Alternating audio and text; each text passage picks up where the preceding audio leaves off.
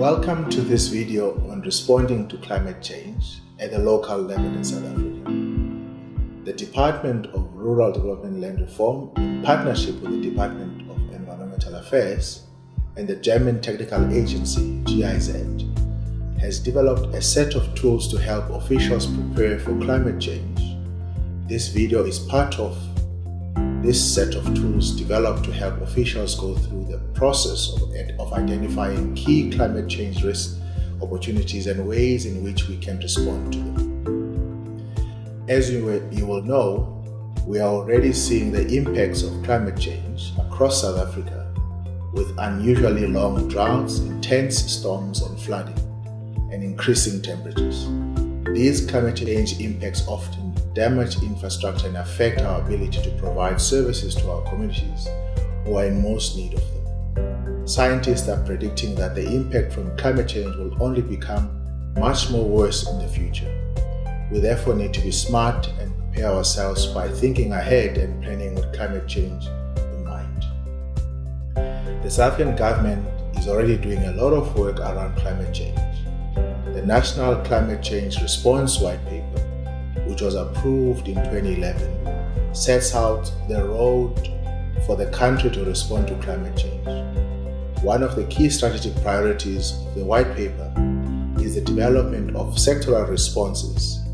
This means that different sectors in South Africa, such as water, human settlements, health, and so on, should develop their own sector-specific climate change response plans. These plans should clearly outline the roles and responsibilities of different actors in the specific sector in responding to climate change, what policies and measures are required, and specifically what actions are going to be implemented in the specific sector to help the country respond to climate change. The Department of Rural Development and Land Reform has compiled the Climate Change Adaptation Sector Strategy for Rural Settlements.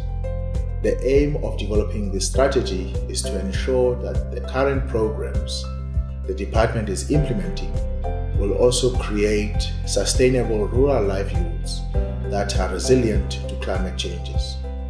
The strategy also focuses on the need to consolidate all relevant stakeholders to ensure that there is a people-centered response to the risk and vulnerabilities posed by climate change. We want to ensure that when we respond to climate change, we do it in a manner that improves the livelihoods of people who are most affected. The strategy also provides a set of guiding principles in the context of rural human settlements adapting to climate change. It is worth recapping these principles, which are: climate change related to vulnerability must be understood in the local context. Adaptation planning must be shaped by local participation. Adaptation must build on local capabilities, acknowledging climate change and evidence-based planning. These principles clearly state that, as officials, we need to understand what is happening on the ground within our own communities in terms of climate change. And when we develop responses or projects, we must focus on the needs and capabilities of these local stakeholders. This is the only way we can ensure that correct responses are in place and that they will be adopted at a local level. So, what exactly do we need to do as officials?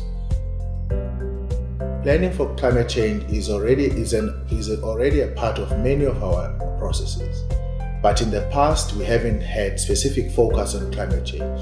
So, going forward, we need to consider the following. We need to continue to support the development of local communities and through these processes help develop local climate change adaptation plans. We need to build local communities' abilities to adapt to climate change. This can only be by supporting and developing more sustainable and diverse livelihoods. For example, we need to think about promoting a range of income sources for poor rural households, which will help reduce the risk to climate change. We need to continue to support sustainable land management. This is already a core focus of the department as it is clearly outlined in the Spatial Planning and Land Use Management Act. To make a link to climate change, a useful example to this to think about is the enforcement of flood lines. With climate change, we are expecting more devastating floods. We therefore need to ensure effective enforcement of flood lines in its place to protect communities from devastating impacts of floods and other disasters. We also need to help protect our natural environment that provides many different types of services to our communities. For example, reducing bush encroachment by conserving grasslands doesn't only help communities in terms of grazing potential, it also helps with reducing the fire risk, improving surface water availability, and increasing biodiversity. Finally, we also need to help strengthen disaster management systems in communities. This is particularly important for remote rural communities which may not be effectively represented in local and provincial government disaster management structures.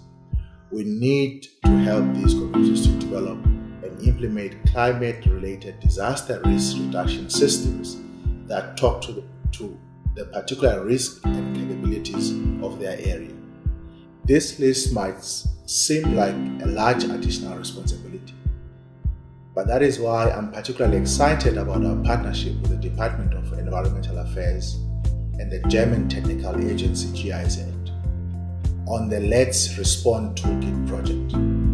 The Toolkit and this set of videos is designed to help community officials plan for climate change in a way that talks directly to what is happening on ground in your particular community.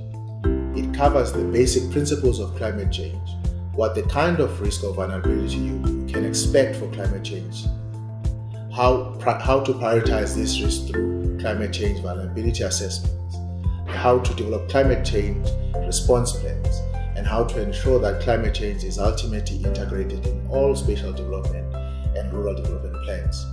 The toolkit also provides resources such as maps, reports, presentations, and handouts that are all designed to help understand what key climate change issues for local communities are and how we can develop projects that address these issues. We hope that you find the videos and toolkit useful and that you can apply the lessons you learn here into your daily planning activities. I'm sure that if we can work smartly and collaboratively, we can ensure that our communities are prepared for climate change.